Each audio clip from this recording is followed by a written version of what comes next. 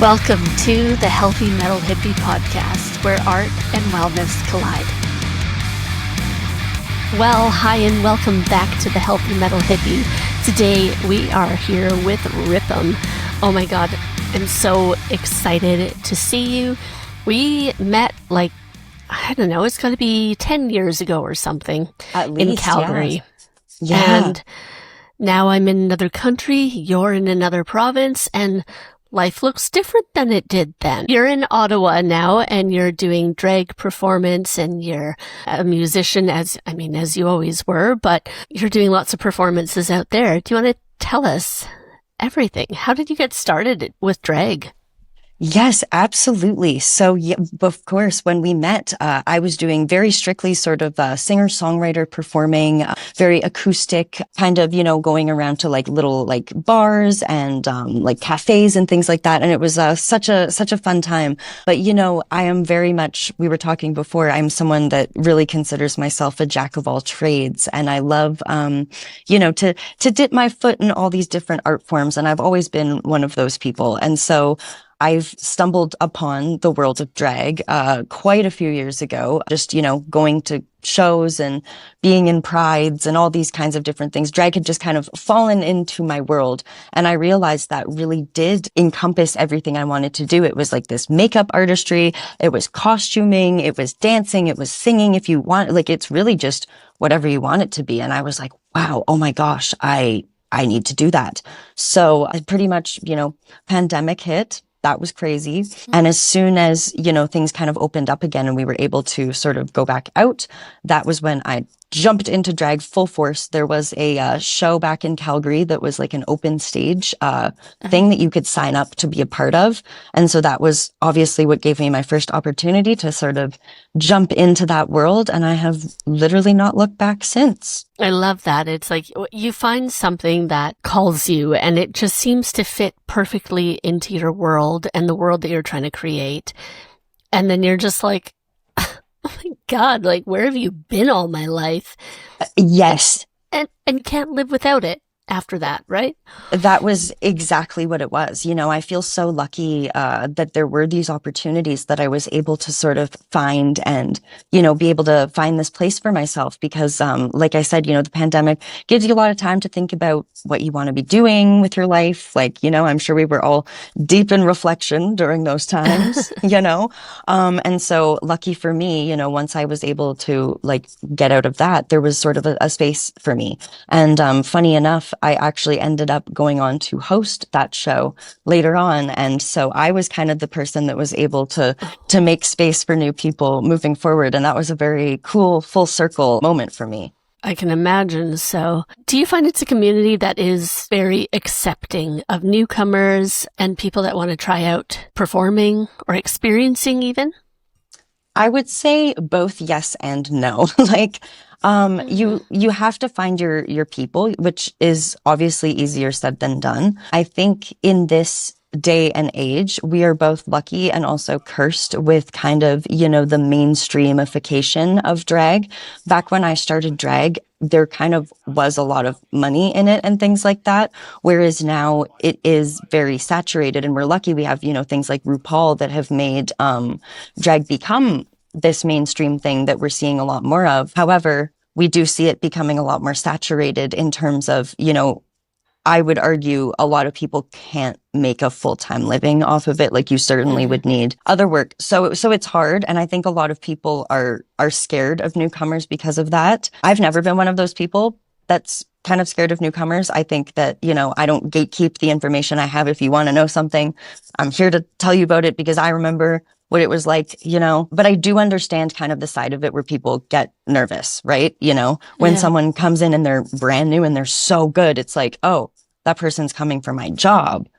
They're coming from, but it's like, no, we can all exist. We can all be here. And I think there's kind of a fine line that exists there. But like I said, I've always tried to not really see it that way, especially being someone that got to host a show for newcomers and things like that. So I try to keep it open, but I don't know if everyone is like that.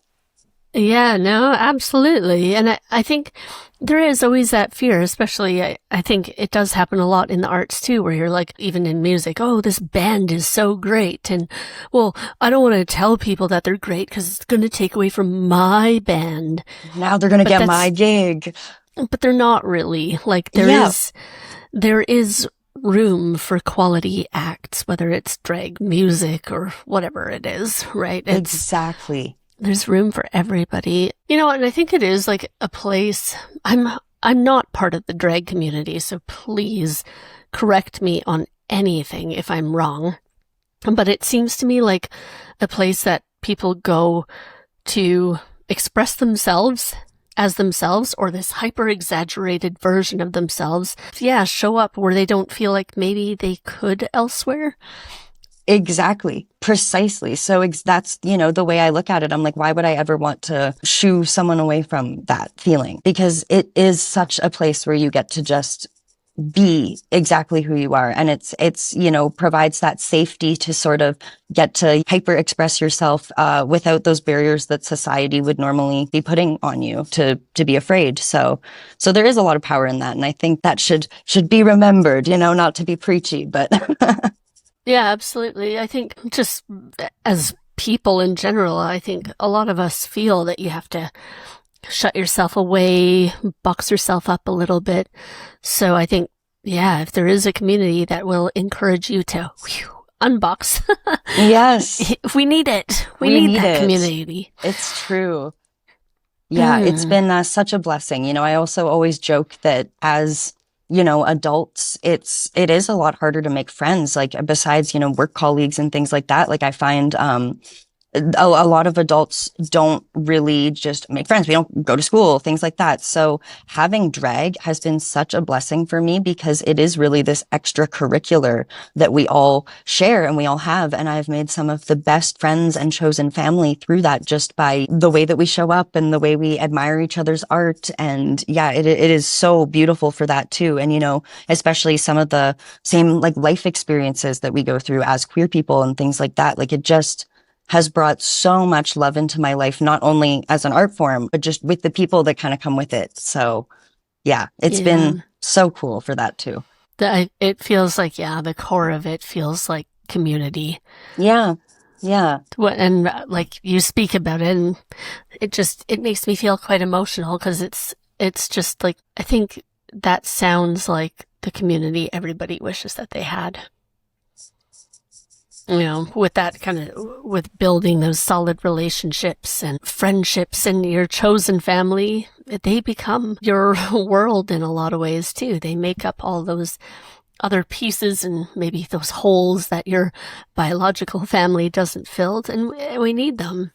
It's true. It's true. I'm so lucky. My very much like drag mentor, she's still in Calgary, but we're still close as ever. She is an incredible performer, artist, activist. Her name is Carla Marks. And, not only has she, helped me with drag things like doing my makeup and, things like that, but also, she's been the person that's been beside me. She's been my, my reference on my resume. She's helped me with so many just real life things as well that, I don't have that experience. I don't know what to do. And I'm so grateful that, that chosen family has filled those holes, like you said, and those gaps and has made me, so supported in every way. Like it's just such a blessing. I always tell her like not a day goes by where I'm not grateful for that relationship that we have. So you mentioned being involved with Pride to start with, and then that's kind of how drag came into your world. I would love to hear your thoughts and, how it's impacted you and how it impacts the community really about all of the, I don't want to say it, but all of the hatred that comes back. Here in the UK, at least in Essex, we've been running into problems lately with new local governments, and they've decided to cancel all Pride events. They've also removed all Pride leaflets and advertisements from all of the local libraries.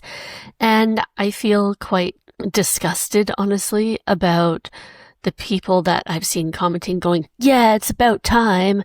And then there's people that are really coming together, the community is coming together to fight back and be like, yeah, well, Pride's over here now. And I love that. But like, it kills me how much discrimination there is. I'm an ally. Absolutely. But I would love to hear from your perspective how that impacts what we can do to help and all of these things. Yeah, for sure. Well, I can relate in a little way because coming from, Calgary and Alberta, there's a lot of, laws and things being put into place also that are very, anti-LGBTQIA2+. And that being said, like, I kind of have been at the forefront of it. I have seen this hate in a lot of ways. I was also a library worker when I worked in Calgary. And, I would get emotional because of these incredible books that we had. And I can tell you right now, they were not inappropriate. There was nothing inappropriate about them.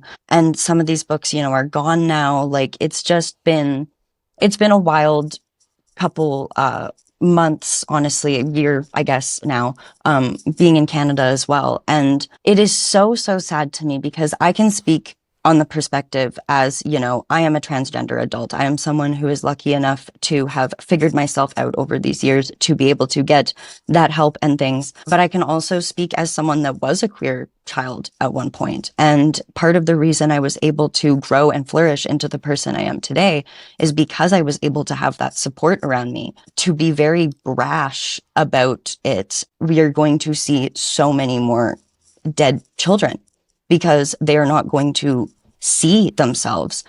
Part of what I do that I get to be so proud of when I get to go to these smaller towns and do prides is that I get to be an alive transgender adult for these kids to see. Because I did not necessarily know that I was ever going to get to see that, to be that. And there was a lot of dark years in my life that, turned into drug abuse, alcohol, things like that, because there was no future in sight. And part of Pride is just to show people that there is one, that there is a future, that you should be here, that, like I said, this community exists for you, that there is a chosen family if your real one, isn't there for you. And in levels of like this argument about like appropriateness and things like that, I like to go into like movie ratings. There are movie ratings. There's like an 18A movie. There's a PG-13 movie. There's a G movie. So, when these drag performances are happening in spaces where there are children, the performances are G-rated. Of course, when you're going to go to a bar, you're maybe going to see an 18A show because everyone in the bar is above the age, Yeah. In these public spaces, in these spaces with children, the things that are happening are books are being read, songs are being sung, the same library songs that I learned as a worker, like nothing inappropriate. It's just such a strange argument. And also kids love to play dress up. They love to do theater. They love to dance around and sing and be creative. That's part of being a child. Like, there's, again, nothing inappropriate about singing and dancing and getting to play pretend and also getting to know that you live in a world where you can be whoever you want to be. So I don't get it. It is such a scapegoat, because there's so much going on right now. There's so much war, and for some reason we're pointing fingers at a community who historically has been oppressed. Because it's easy, right? And that's what history is, right? We point fingers at people who are historically oppressed, and it takes away from the big picture that's happening, which is fascism at the end of the day. So it's crazy. It's, I didn't have it on my bingo card to be living through this, but I don't think any of us did.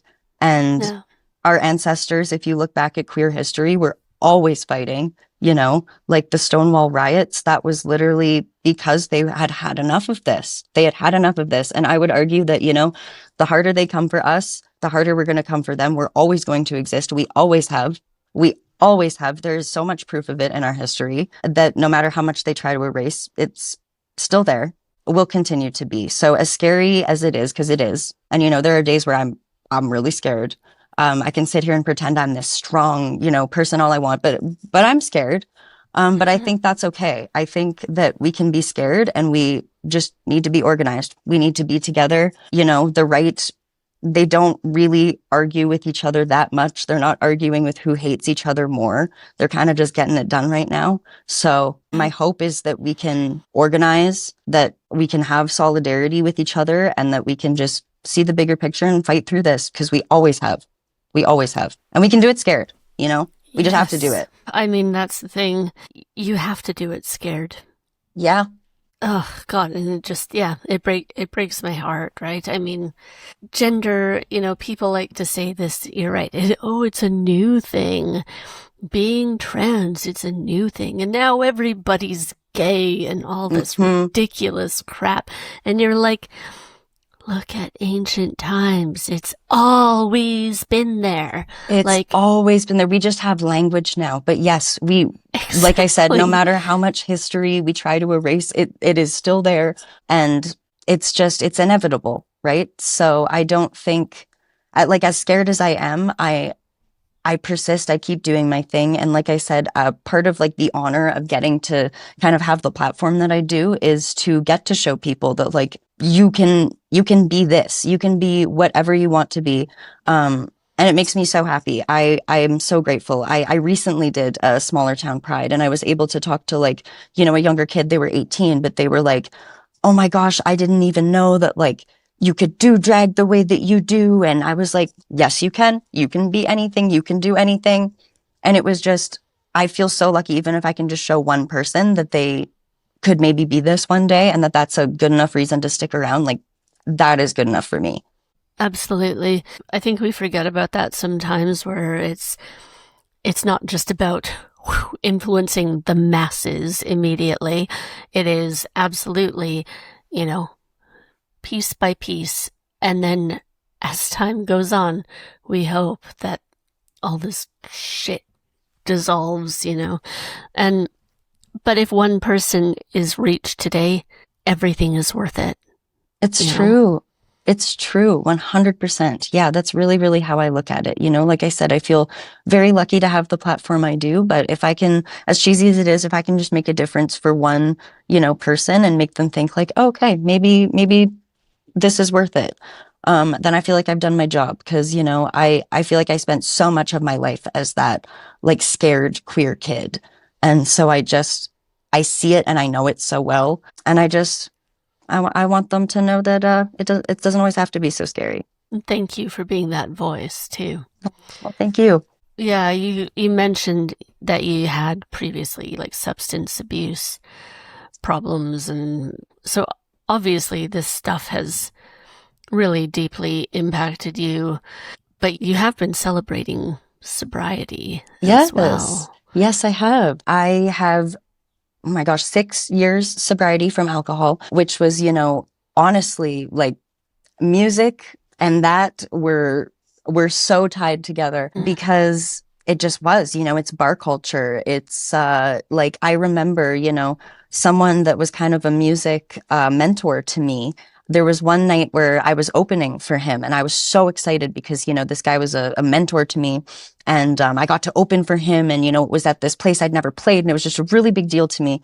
And we were waiting for the sound guy, and the sound guy was late. And so the mentor says to me, oh, well, you know what musicians do when they're waiting for the sound guy? They drink. That's what they do. They drink. And so we were taking shots of tequila, shots and shots and shots. And just because, again, I'm like, wow, this is the coolest thing ever.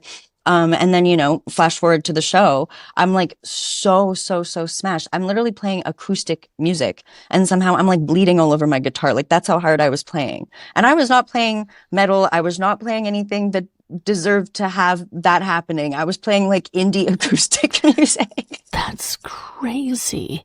And so that was, I kind of remember the big start of it was kind of this I'm in this gig culture and I'm so cool and I'm a musician and we're drinking and we're doing the thing and this is what we do. And it just became a living nightmare. Honestly, it really, really did. It was so fast. It crept up until, and the one thing about it too is because it was happening in this like gig culture is I always say that like my alcoholism was kind of a public spectacle because it was everywhere. I became the person where, I'd walk in and they'd go, oh God, what is this person going to do tonight? Like, what havoc are they wreaking tonight? Because we're going to kick this person out eventually. Just what is it going to be for? And yeah, that was such a bad look. And looking back, like, I deserved all of those looks. There was so many messes that I created. And it also was around the pandemic where I realized that performing is something I love so deeply.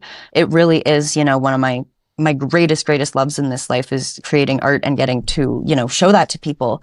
And I was like letting something get in the way of that. I was like letting, these substances get in the way of that. And that was really sobering to be like, wow, this thing that I love, like I'm ruining it. I'm actively ruining it. What am I doing? And I'm actively ruining my relationships around it and just all of it. Like, what am I doing? And so I decided to put down, alcohol. And then that is literally the exact moment that COVID-19 happened. It was kind of terrible timing and divine timing all at the same time, because yes, I was like locked in my house with all of my thoughts and everything, but being a low income person, I wouldn't have had the means to take time off work or anything like that. So I actually got time off of work because of the pandemic. But it gave me time to heal. It gave me time to heal in my house because I was very sick. Quitting alcohol cold turkey when you have an addiction, don't do that. It's actually very dangerous. But that's what I did and got myself out of that. And lucky to say 6 years later, haven't gone back. I am very happy. I'm still in bar culture, obviously, because I perform. Mostly where I perform are bars, but I have zero problem with that. Like, I'll hold your drink if you need to go to the bathroom. All of the bartenders know that I get my Red Bull. That's what I do. Like, they'll usually have it ready for me when I come in. It's like, cheers. I'm like, oh, thank you, So yeah. And I love being open about this as well. Like, I just love being open about all my stuff. If it makes one person feel better, that's good, And especially with this, because being drag performers, a lot of the time, one of the only places we have to perform are bars. So if you are newer to sobriety or you are uncomfortable, like, I want people to know that, like, I'll always not be drinking. Like, if you need someone to go be around, I don't care if I don't know you. Like, if you feel awkward, like, I've literally had that happen in Calgary. People be like, hey, like, you're sober, right? Yep. Oh my gosh, great. Okay. Like, and that makes me so happy that I can be that kind of safe space for somebody. Like, I'm a physical safe space within kind of a uncomfortable situation, That's actually partially why it's called the healthy metal hippie too, because I think about it and I'm like, so much of this traditional kind of rock star life, people are leaving it behind, Now you're hearing about your favorite rock stars and their vegan diets and giving up drugs and alcohol and, yoga every day and their fitness routines. There's obviously, I'm not naive. I know it happens. But I guess now you hear a lot more about the wellness than you do about the illness, right? Yes, which is like, I kind of love that, like, sobriety is sort of trendy right now. But yeah, I've definitely seen the joke of like, okay, so like, are you not drinking because you'll like ruin your whole life? Or are you not drinking because it's just like, oh, like I get bloated. Like, like what's the reason? What's the reason? Yes, I know. But either way, I think, I think that's really cool, because when I kind of stopped drinking, that was such a fear of mine, was like, well, everyone's drinking but me. This is so awkward. This is so uncomfortable. So like, it's very cool. I found so many, people who don't drink, even for, not life ruining reasons like mine. And I think that's great. I think that's great because we can at least hang together. It's very nice. And like I said, I'm not bothered if people want to drink around me and stuff. Like, there was a time where I needed to be clear of all of that, but I'm certainly well past that point. But I think it's so cool that a lot more people are kind of on that wellness journey now, whatever it is. I think it's great. I really think so too. And it's just, and I also like that, even compared to 5-6 years ago, now, if you're like, oh, I'm not drinking, people are like, that's cool. Yeah, Where they're not before gonna it'd be be like, like, you why? big loser. Why? What's your Yeah. problem? Yeah, totally. I find like normalizing that is just so, I think it's great for all, like it benefits all of us, whether you don't drink or you do. It benefits all of Yeah. us. I don't know, I think it's just a good thing. I'm really, really proud of you. Oh, well, thank you very much. Yeah, trust me, when you met me, that was the times I'm referring to. So it's been very, very good few years to be where I am now. But you know what? I think we all go through whatever hard times that may come upon us, right? Whatever they may be. And you know what? And it just shows strength how you get through them, right? Where you end up finding your clarity and then moving forward with your life. It's true. I'm not, as cheesy as it is, I'm happy that everything happened the way it did because I would not have the knowledge that I do now. I would not have the knowledge about myself, about the world, the empathy that I have for others. I gained so much of that by going through all the things I did. So, I think it all happened for a reason to put me here exactly where I am. Absolutely. And in different ways, I feel the same way. Is like, I have loved being in England, for example, but these might have been some of the hardest years of my life. Yeah. And also the most transformative. And also they're now finally bringing me to all these places that I've always wanted to be. And it's like, God, just, sticking it out, being tough as shit through all the crazy. Eventually you get there. And it's not that it's always like this. It's like, but it's worth it if you can keep fighting for it. Exactly. It is so worth it. You're right. It's not linear. It'll go up and down, but it is so worth it. Having a life that you actually value is so worth it. I thought it was really interesting when you're talking about like you realized how deeply you love performing and that, yes, by continuing in this cycle that you were just throwing that away. And I think this is where it comes into like really knowing yourself and your dreams, your goals, your values. That's where you can like really find that change and be able to make it. It's so impressive. It's so good. Oh, thank you. Honestly, like, I feel like kind of dumb sometimes because it's honestly the only thing I ever have known. I am so grateful. I'm around so many, smart, amazing humans. My partner being one of them, brilliant, brilliant human, master degree, social work, doing amazing things, helping people constantly. It is literally tangible, helping people every single day. And I'm kind of just like, I dance around and I talk about some stuff that was sad to me sometimes, and maybe that'll help. But it's that I know that's not all that it is, but it is. This really was, the only thing I've ever known since I was a child, since I was as young as I can remember. I've been singing and dancing and performing and asking my mom, like, I want to go perform. Like, why can't I do this? I was like yelling at her at like 3 years old, being like, why am I not famous? Why am I not famous? What's going on? And she was like, you're 3. What do you want to be famous for? Like, that's just always been who I am.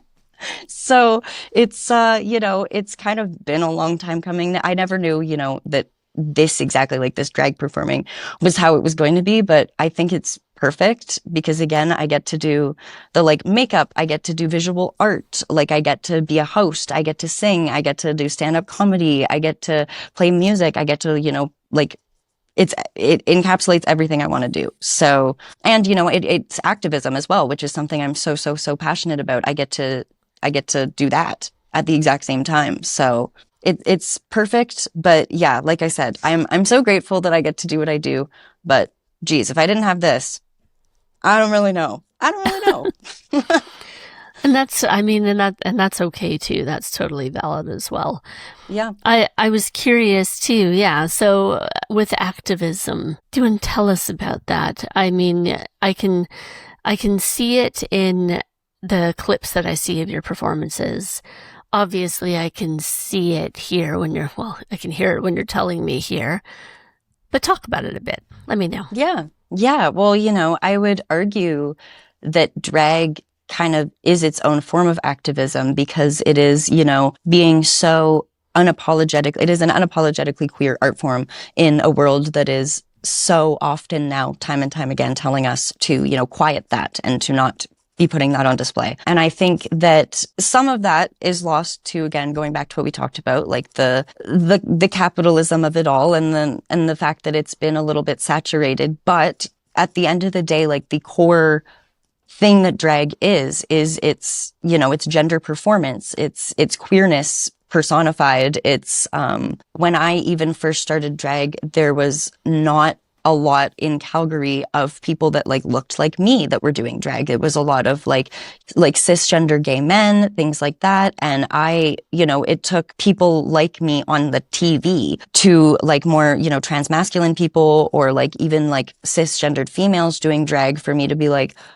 oh, whoa, like I'm allowed to do that. I didn't even know I was allowed because there was even like gatekeeping within this queer community of this art form. And so I think now it's gotten a lot better, I would argue. Obviously, there's still problems, but I think drag has always been for everyone.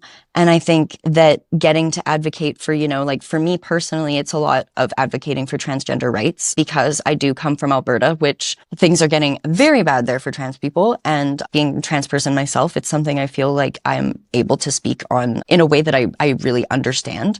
So for me, transgender rights and activism is not, I don't want to say at the forefront because I care about a lot of things, but it's something I do feel very confident talking about. So that is where a lot of my activism lies, especially right now with so many of my friends being in a bad position. Moving to Ontario was very eye-opening for me because things are very different here. Of course, there's the potential for it to get bad, which is why we like can never be too happy and chill with the way things are. We always have to be making sure that our government is going to be protecting these things like our healthcare because in Alberta they're taking that away so quickly. So for me, getting to not only, I guess, perform, but to be talking about these things because I do, there's a lot of crossover that happens in my performances where I'm either talking about these things or even, I don't want to say joking about them, but like, making light, I guess, of them. Yeah. Just because it sucks. Oh my gosh. Sometimes I have to just laugh about the fact that like, yeah, I'm a trans person and they want to kill me. They want to kill me.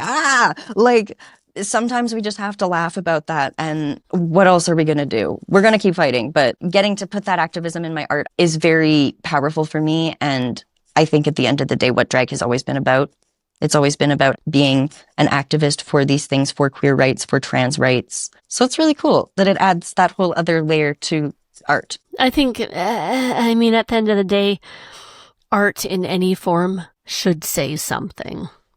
Always. Yep. And art in itself, is activism as well. Yeah, absolutely. I have to ask about all of your amazing outfits. Yeah. Because you always look so cool in like thank you. Everything. So you make a lot of them? So much of what I make, like I don't really sew. So much of what I make is like thrift stores and a dream. I thrift, I would say 90% of what I have. The other 10% is like, again, hand sewn with a dream. There might be a couple things that I've ordered online. I really try not to do that because like fast fashion and drag can also really like, go together. And so quickly we can be buying all of this shit for shows that we just don't need to be. So I really try to steer away from that as much as I can. But, thrift stores, like getting like art supplies from there, like just sewing things together, like that is what I do. I'm like sitting in a pile right now. I'll show you of like rhinestones, like literally hand putting, one of these on outfits and stuff. Well, you need to sparkle like that. It's true under the stage lights, So it's a lot of crafting and scheming, which is also such a fun part of it. And again, a part of the art form that I love. It's not just doing music. It's like I get to handcraft these outfits and then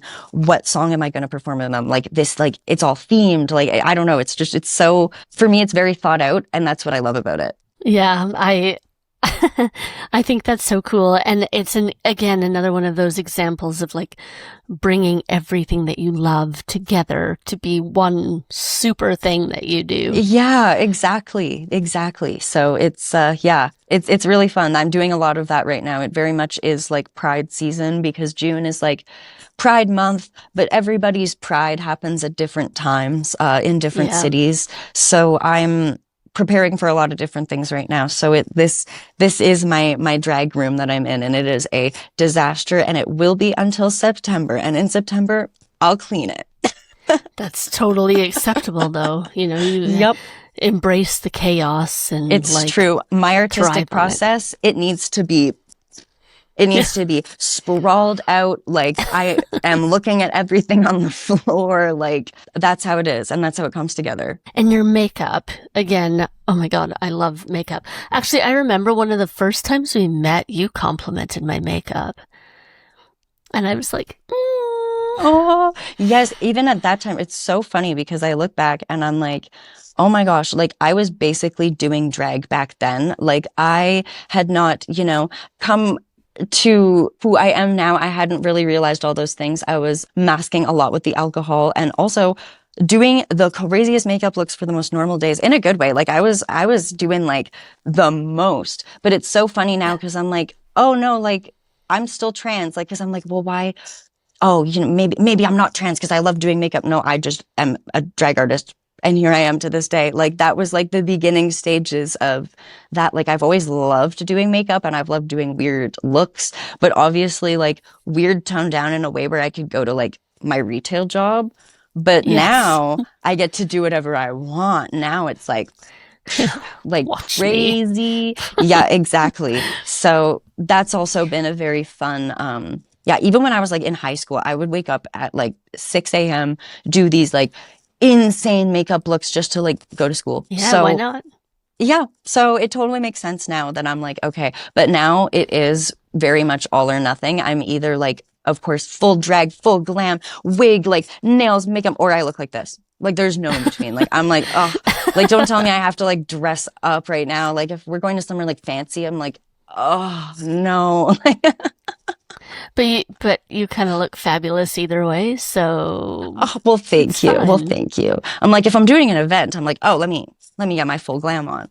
Let me get my full glam on. It's fine. But yeah, it's very fun. I love getting to do my makeup. I'm pretty speedy at it at this point. If I want to be like leisurely, I take a couple hours just because I like to dilly dally. But if I have to like go, I can honestly do it in like half an hour. That's really impressive. Thank you. It's like taken a lot of years. Drag makeup in 30 minutes? Oh, fully I could if I'm in a rush. I hate doing it like that, but if I'm in a rush, I can. Yes. Yeah, that's impressive. I just like to dilly and dally, so. Yeah, I do too. Like, I think, though, like, you should have a medal for that. Thank you. Because that just, I'm just thinking about some of your looks. I'm like, you could do that in 30 minutes. Damn. Well, I've had to get ready in a lot of weird places because, again, my love for drag will always exceed anything else that I'm doing because I just love what I do so much. So if, like, some crazy circumstance happens where it's like, hey, like, I really want you to be in this thing, but it's like an hour after you're off work, I'll be like, okay, sure, whatever. And then I'll just, like make it happen. Like, sure, And so, like, I've done my makeup in the forest. I've done my makeup on an airplane, in the library, like in some very weird places. Like literally as of recently, I had a photo shoot the other day, but it really like lined up with my like job, my regular job. And the place was really close to the job. So I was like, okay, whatever. So I got ready in this like creepy little bathroom, where I work and was just like, they're all so used to it now. They're just like, okay, whatever. This is just regular day. Yeah, you go do that. But yeah, I'm used to doing the most for this. So it's fine. I can get ready really fast. I can get ready in any circumstance. Give me like a little mirror. I'll use like my phone flashlight. It's fine. We'll make it work. Oh my God, that's so cool. And you were telling me too that you were on a TV show in the States. Correct? Yes. this is partly why I can do this. So the show was called Camp Wanakiki, and it is a very small, like not a lot of people have heard of it. It's a very small production. It was on Out TV, which is a subscription-based service. It's based in Canada, but I think you can access it from anywhere. And the premise of the show is they take a bunch of drag performers, so, who are usually very glam and all of that, and they put us in a children's summer camp and basically make us do like activities like that. So like archery and like kayaking and stuff like that. So I had to, be in these like looks doing that, which was crazy. So you had to get all super glam to go to do all these events. I to can get just in like picture a it. kayak. Like yes, with your and I've giant never platforms kayaked. in a Yes. kayak. Yes. And I've never kayaked. And we also had like equipment on us because it was a TV show. And I remember getting in this kayak and they were like, okay, Ripp Em, like, you have to tell us you're not going to drop this microphone. And I said, I can't do that. And they said, no, you have to tell us, like, you're not going to. And I said, I can't do that. I'm not going to tell you I'm not going to drop it. I've never been in a kayak. Like, if I fall in this water, your mic is dying with me. Like, I don't care, guys. And thankfully I didn't. But yeah, I was like, I'm not making promises to you. No. No. So I mean, it was I think very... even experienced kayakers couldn't make that promise. Like, if I flip, we're flipping. It's going, the ship's going down. Sorry. Like, so it was a very, very fun experience. Met a lot of, people that will be friends for life now, because what an experience to share. We literally slept in like bunk beds in a cabin. It was crazy. It was not glamorous. Like, these like drag race shows they get to do, they're in like a hotel and stuff. Like, yeah. I'm like sharing, like we had like, the showers with like this little curtain. I'm like, oh my God, like it's so awkward. Like it shared everything. We really got close. Plus you're doing your makeup, it was like 14-hour filming days. So you had to like wake up, you're putting that makeup on and you're in it all day. So it taught me a lot about being more like, I guess, comfortable in it. Cause I used to be the type of person that after a few hours, I was like, I want to get this off. I need to get this off. But now, after doing 14 hours in it, I'm kind of like, I can exist in this form and just be, it's okay. Yeah. But yeah, drag is, uncomfortable. It's inherently very uncomfortable. It's giant eyelashes and wigs and pins sticking in you, and it's just, that's why people are like, oh, do you like getting in? It's like, no one likes getting in drag. Like, we do it because it's fun and it's glamorous, but no one loves the feeling of getting in drag. It feels bad. Yeah, I can understand that. But what do they say? Like, beauty is pain or whatever. Yep. Taking that to that level. Yep. So yeah, that was the show. It was a lot of fun. It was very cute. Like I said, a very small show. Like the joke is whenever I do a gig, people will be like whoever's hosting and introducing me, will be like, who's ever heard of this show? And then it's like crickets. It's like, no one knows. So it's funny. Everyone's like, what do you mean? That's a real show? What? Yes, it is. But yeah, I need to find it. I absolutely need to find it. You can watch the first great episode on YouTube, but the rest they try to make you pay for. Camp Wanakiki, I was on season 6. So if you can believe it, there's actually 6 seasons of this. Yes. Holy. Yeah. Oh, I believe it, because it sounds like a great premise. So it is very silly. It's very silly. But that's great though. And it is. And I'm inherently silly. That's what I love. I always joke I'm a drag clown. I love to make fun of myself. I love to, nothing is serious to me. So I loved getting to do that. With all of that, you also have a lot of things coming up, don't you? I do. Spill the tea. oh my gosh. Well, first of all, I'm very, very, very excited because this will be the first year that I am doing Toronto Pride, which is I think second biggest pride in the world, which is so cool. So I will be singing for that. It is going to be the biggest audience I'm ever singing, I've ever sung for. So I'm so excited. It's literally a dream come true. I literally have dancers with me and everything. It's going to be I keep saying my literal pop star fantasy. I feel like this is me getting to sort of kind of heal my inner child and literally be like, you were right. Like, we are doing that. We are an adult and we are doing like cool pop star things. So that is what I'm doing for Toronto Pride. I'm going to be live singing there on the 27th of June. And then also I am going to be doing some stuff here for Capital Pride as well here in Ottawa. And then at the end of that, I'm going to be heading down to Calgary and doing some things for Calgary Pride. So it's going to be a very busy summer. What day is Calgary Pride? Theirs is the very end of August, very beginning of September. Perfect. Yes. So theirs is a little bit later in the year. So I'll be down for actually a couple weeks in Calgary. So I'm excited for that, to see everyone. There'll be a couple shows down there as well. So yeah, busy here, there, and everywhere. That's very, very exciting, though. Yes, thank you. And you're still releasing music? Yes, so I haven't in a while. Well, funny, I did make a song for the first time in a very long time, but I have only performed it live. I haven't released it yet. Okay. So that is something that I am working out. I think I want it to be a little bit tweaked before I have it on streaming services. So that will be happening very soon. But I do have music under Ripp Em that you can currently listen to. And until then, it's been highly requested that some new music comes. So that is going to be a really big focus of mine this year. This really is my summer of live singing. I kind of like steered away from music for a little bit, just for like a lot of like kind of trauma reasons, I guess, going back to like the things we were talking about, both like having to come more into my transness and also just the whole, like I said, everything that I talked about. So getting to sort of reclaim music this past like year has been really cool for me, both kind of with a newer voice, as well as just as Ripp Em, like as this drag persona. So now I feel a lot more excited and confident and happy, and I'm totally getting back into the love of music that I have. So I'm really, really, really excited to release more original stuff this year. That's going to be a really big focus for like this coming year for 2027. So yeah.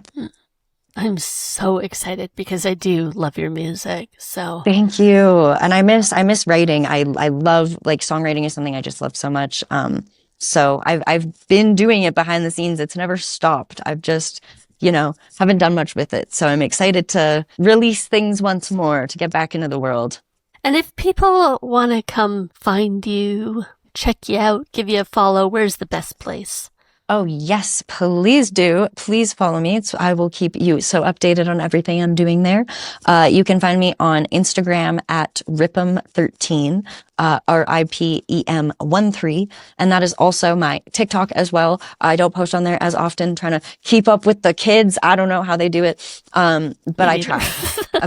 Right? So those are the two, social media platforms I use the most, and especially Instagram. I update a lot where like my shows and everything will be. If you would like to catch me, if you're ever somebody is listening and is in Ottawa, or I'm around Canada usually, I don't know, would love to get out to you, girl. So we'll chat, because that would be so cool. So one day, crossing my fingers. Let's make that happen. Yes. And so if you could leave, say, I guess anybody who's been struggling with their personal identity, whether it's coming out or coming out as trans, or what would you give them? What advice would you give? I would say there is always time. I would say there is always time. Whether you have taken a long time to come out, whether you are scared you are going to find community, whether you're just scared in general, there is always time. Do not rush yourself. You are exactly who you need to be. This is the journey that you are supposed to be on, and you are going to find the people that are going to care about you and love you no matter what. So there's always time. Do not deny yourself the life that you are supposed to live. Thank you so much. I'm so happy that you could be on the show today. Oh, thank you for having me. This was such a pleasure, and so nice to connect with you again. Oh my gosh, this was just wonderful. Thank you. Thank you, and we will speak very soon. You betcha. Thanks so much for joining us on the Healthy Metal Hippie podcast. For more ways to connect, go to www.healthymetalhippie.com.